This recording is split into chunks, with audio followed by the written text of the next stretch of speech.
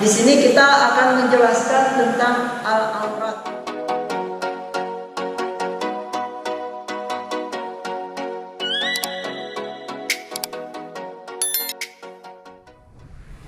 Assalamualaikum warahmatullahi wabarakatuh.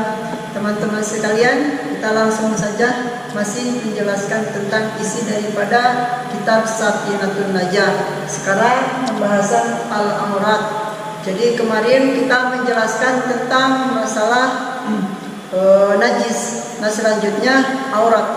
Karena di dalam salat sebelumnya kita harus suci daripada hadis dan harus menutupi aurat. Itu diantara syarat sahnya untuk melaksanakan sholat. Di sini kita akan menjelaskan tentang al-aurat. Musannif atau pengarang kitab Safinatun Najah selanjutnya menuliskan al-auratu arba'u auratin. Kita artikan secara perkata. Al-auratu, aurat di sini kalimatnya kalimat jamak menandakan bahwa bukan hanya satu aurat. Jadi al-aurat, aurat itu arba'u terbagi auratin, terbagi menjadi 4 aurat. Rajulun mutlakin. Yang pertama adalah aurat rajulun mutlakin, artinya laki-laki mutlak, laki-laki. Jadi bukan termasuk amat.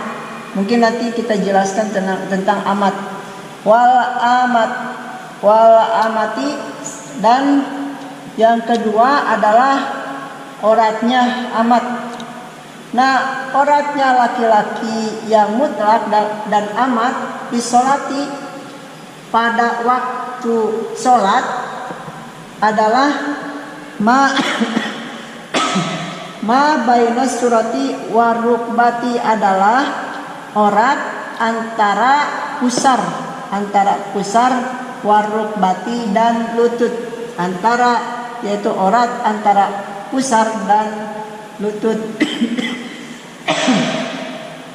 Wa auratul hurati, yang ketiga adalah auratnya perempuan yang merdeka. Kita nanti jelaskan yang hurrah itu bagaimana. Jadi yang ketiga adalah auratnya perempuan yang merdeka. Bisolati, dalam melaksanakan sholat, waktu sholat auratnya yang hurrah itu adalah jami'u badaniha, semua badannya, semua anggota badannya. Ma siwal wajhi, kecuali adalah aurat selain wajah, wal kafaini, dan telapak tangan, selain wajah dan telapak tangan. Yang ketiga, yang keempat, wa auratul qurrati wal amati. Yang keempat adalah auratnya perempuan yang merdeka dan perempuan amat. Nah, indal ajanibi, ketika di depan ajanib di sini adalah orang lain. Inda maharimiha, yaitu bukan mahramnya. Wa indal ajanibi wa indal maharimiha wan nisa, indal ajanibi wa inda maharimiha wan nisa, dan perempuan yaitu ma bainas surati warukbati, adalah antara pusar dan lutut. Mari kita jelaskan. Jadi teman-teman, sebelum kita melaksanakan sholat, kita harus lebih teliti daripada syarat dan rukunnya. Di antara syarat sahnya untuk melaksanakan sholat yang selanjutnya adalah harus tertutup aurat. Jadi ingat, pakaian kita itu harus benar-benar menutupi aurat kita. Jangan sampai pakaian ada yang bolong, Nah, supaya kita tahu bagaimana aurat kita, maka kita jelaskan daripada tulisan musonif di dalam kitab Safinatun Najah. Nah, di sini musonif menjelaskan bahwa aurat itu ada 4. Yang pertama adalah aurat laki-laki mutlak, rajulun mutlakin, laki-laki seutuhnya maksudnya. Nah, kita jelaskan rajulun mutlakin, laki-laki mutlak itu yang bagaimana? Adalah dia itu laki-laki itu bukan amat. Amat di sini kalau zaman sekarang sudah tidak ada, karena amat itu abdi atau abid adalah manusia atau orang hasil rampasan perang. Misalnya orang Islam perang dengan non-Islam, terus kalah orang non-Islamnya. Nah, yang ditawan itu dinamakan abdi. Nah, atau amat.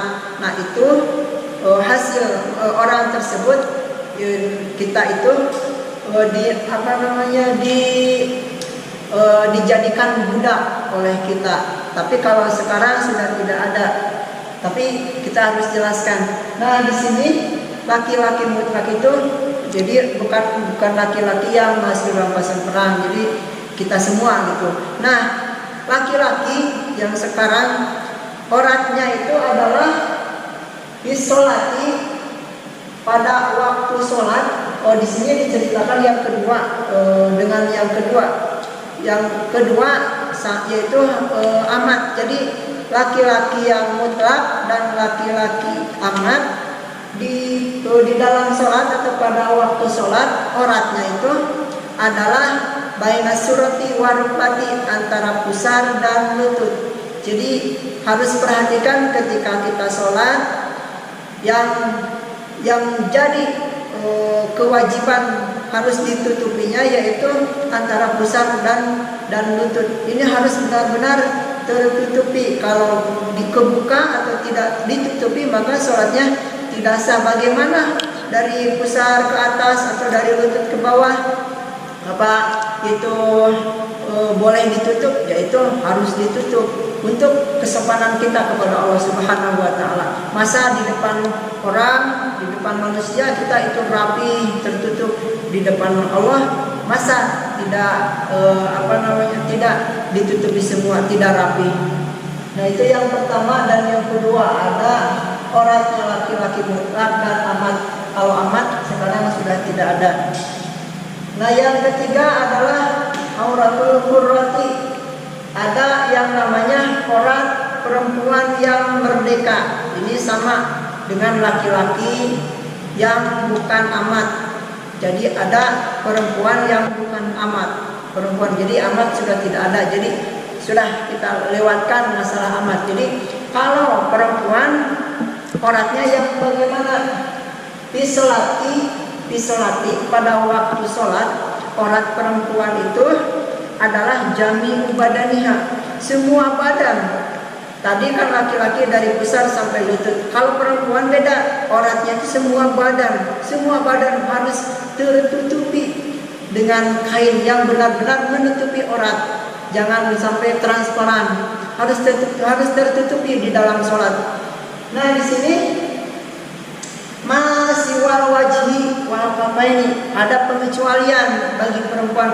Berarti tidak semua badan, ada pengecualian kecuali telapak tangan dan wajah. Dan ingat, di sini adalah kafain. Kafain itu telapak tangannya, bukan belakangnya tapi telapaknya. Nah, kalau ini aurat yang pengecualian adalah bagi perempuan telapak tangan dan wajah.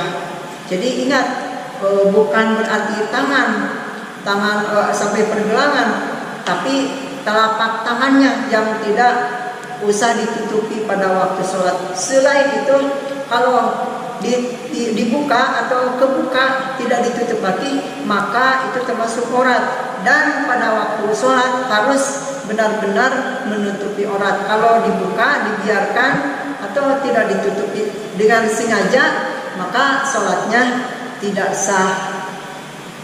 Yang keempat, ini yang penjelasan yang ketiga, yaitu penjelasan yang ketiga, auratul qurrati bisolati. Oh udah, wa auratul qurrati bil amati. Yang terakhir, yang keempat. Yang keempat adalah yang tadi auratnya perempuan yang di sini wal amati wal umroh. Ya, yang ketiga, yang keempat di sini digabungkan adalah auratnya perempuan yang merdeka dengan perempuan yang tidak merdeka itu sama, indah maharimiha wanisa. Jadi kalau perempuan baik itu yang murah ataupun yang amat, jadi amat kita sudah lewatkan, ketika di hadapan yang mahram itu di depan ibu atau di depan bapak atau kakak, adik, pokoknya yang haram untuk pernikahan itu artinya atau dikatakan yang mahram.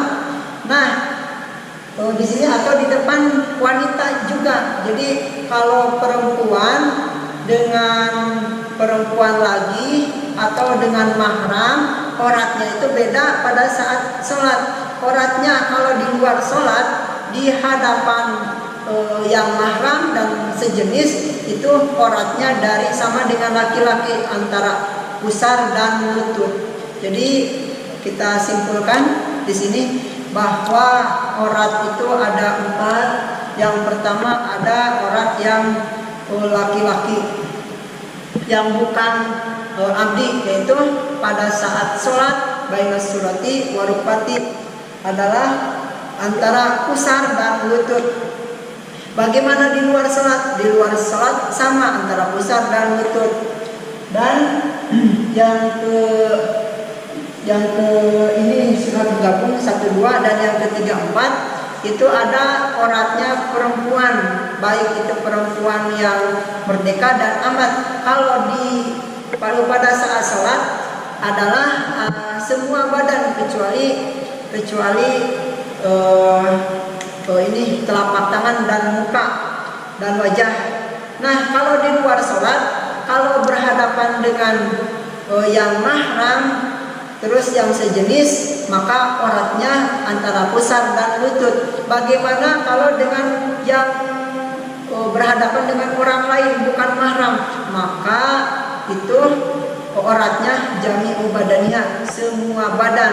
Tapi ada yang ulama mengatakan ini ikhtilaf, sebagian mengatakan semua badan, tidak ada pengecualian, tapi ada yang mengatakan yang masyhur adalah kecuali telapak tangan dan wajah. Mudah-mudahan ada manfaatnya, dan bagi teman-teman ada masukan, ada mau memperbaiki tentang penjelasan ini, silahkan komentar di bawah video ini. Terima kasih. Wassalamualaikum warahmatullahi wabarakatuh.